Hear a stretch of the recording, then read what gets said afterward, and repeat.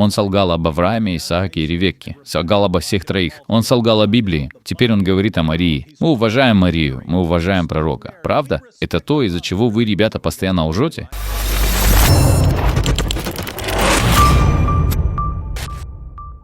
Во-вторых, почему бы вам... Мария не была совершеннолетней? Нет, не была. Сколько ей было лет? Согласно католическим текстам, около 12. Посмотрите сами, поищите. Ребята, когда шейх Усман говорит «посмотрите что-нибудь», вам лучше это посмотреть, потому что он говорит это в расчете на то, что вы не будете это искать. Он думает, что вы просто поверите ему. Он думает, если я скажу «поищите это», то мне поверят, что это действительно там есть. Он делает это постоянно. О, да, это там. Посмотрите сами. Посмотрите на мои сноски. Что происходит, когда вы на самом деле находите то, о чем он говорит? Он каждый раз оказывается разоблаченным. И это произойдет прямо сейчас, друзья. Давайте посмотрим, что он утверждает. Найдите. Нет. Католические тексты. Возьмите католическую энциклопедию и приходите в следующее воскресенье. Подождите. Он говорит, откройте католическую энциклопедию. Посмотрите возраст Марии. Это то, что он только что сказал? Потому что мы собираемся это сделать. Мы собираемся сделать именно это. Обратите внимание на то, что они говорят. Они говорят, что в Израиле 1 века до нашей эры минимальным возрастом для предложения руки и сердца было 12 лет и 6 месяцев. Следовательно, она не могла быть моложе этого возраста. Так что, по их словам, это возможно. Вполне возможно, что, исходя из обычаев, она могла быть молодой. Но нет ни одного исторического документа, говорящего нам о том, сколько ей было лет. Итак, еще раз, с какого возраста? Это источник, к которому шейх Усман посоветовал обратиться. Что там на самом деле написано? Сказано ли, что ей было 12 лет? Нет. Там говорится, что с того времени, когда еврейские девушки могли вступать в брак, это самое раннее возможное, и что она родила своего сына, когда ей было около 13 или 14 лет. Ни один исторический документ не сообщает нам, сколько ей было на самом деле лет. Почему это имеет отношение к делу? Вы можете сказать, что это самый ранний возраст, какой у нее мог быть. Самое раннее, когда ей было разрешено заключать брак, 12 лет и 6 месяцев. Это был абсолютный минимум. Были исследования, которые на самом деле проанализировали данные о возрасте вступления в брак, и были сделаны выводы. Средний возраст, в котором девушки выходили замуж, составлял примерно 18 или 20 лет. Итак, сказано ли в католической энциклопедии, что ей было 12 лет? Очевидно, что ты читаешь не настоящую католическую энциклопедию. Потому что в этом случае шейх Усман солгал бы. А это невозможно. Поэтому, наверное, надо искать не на английском, а на оригинальном латинском. Что ж, на самом деле у нас есть другой источник, к которому можно обратиться. Потому что друг этого шейха Усмана нашел что-то в католической энциклопедии. Он находит статью об Иосифе. И мы слышим откровенную ложь этого парня. Я имею в виду абсолютную ложь. Он учится у лучших. Он учится у шейха Усмана. Этот парень учится лгать людям, обманывать их. Вы хотите, чтобы я дал вам видео, чтобы вы могли научиться? Вы будете здесь на следующей неделе? Да. Но заметьте, что он делает. Вы хотите научиться? Вы из тех людей, которые хотят научиться? Если да, то вам стоит посмотреть мое видео. Вы хотите учиться? То есть вы хотите, чтобы вам лгали? Да, здесь говорится, что на момент вступления в брак с Иосифом Марии было от 12 до 14 лет, а ему 90 лет.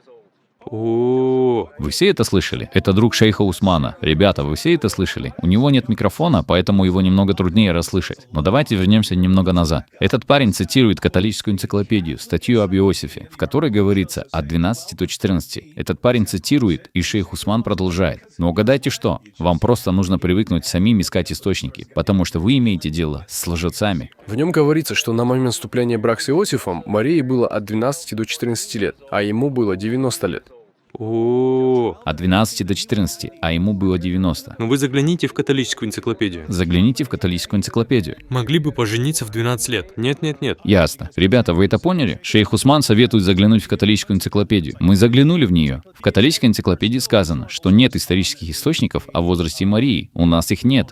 Согласно обычаям того времени, ей должно было быть как минимум 12,5 лет. Но в остальном ее называли женщиной. Ей могло быть 16, ей могло быть и 20. Мы не знаем, нам не на что опереться, кроме того факта, что ее назвали женщиной. Но тут вдруг этот парень цитирует католическую энциклопедию, где говорится, что Марии было от 12 до 14 лет, а Иосифу было 90 лет. Вот откуда мы знаем, что они говорят из статьи об Иосифе. Он говорит, что так написано в католической энциклопедии. Ей было от 12 до 14 лет, Иосифу было 90. Будем ли мы бездумно верить им, или нам действительно следует усвоить урок и самим посмотреть, о чем они говорят?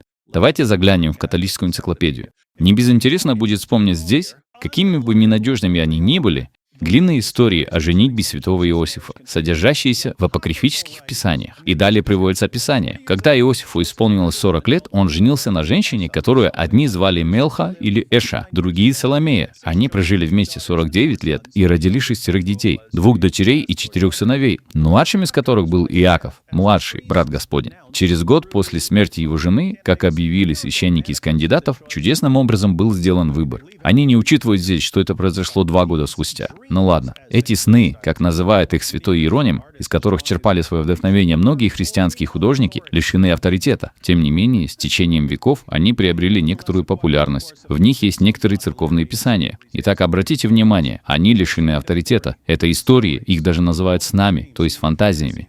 И мы возвращаемся к началу. Будет небезынтересно вспомнить здесь, какими ненадежными они бы не были. То есть позже люди стали придумывать истории, и у них была цель на века вперед задаться вопросом о католической вере, вечную действенность Марии. Итак, вопрос в том, почему Иосиф не имел половые отношения с Марией после того, как она родила Иисуса? И вот, позже они начали придумывать истории и просто говорили: «О, ну вы знаете, он был очень старым, и он просто заботился о ней, как о дочери». И обратите внимание, согласно рассказам этих католиков, у них никогда не было половых отношений. Затем он обращается к Библии. Ложь. Я имею в виду абсолютная ложь о возрасте Ревекки и о католической энциклопедии. Ложь о Марии, ложь о Ревекке, ложь об Аврааме, ложь об Исааке, ложь об Иосифе, ложь о Марии. Он лжет обо всех них. И при этом он утверждает, что он говорит правду, и мы должны к нему прислушиваться. Неужели правде так необходимо постоянно лгать? В этом прелесть ислама. В этом прелесть ислама. Ребята, повторюсь, чем больше вы лжете, тем лучше у вас получается лгать, обманывать и манипулировать. И вы мгновенно становитесь популярнее, как учитель Даи.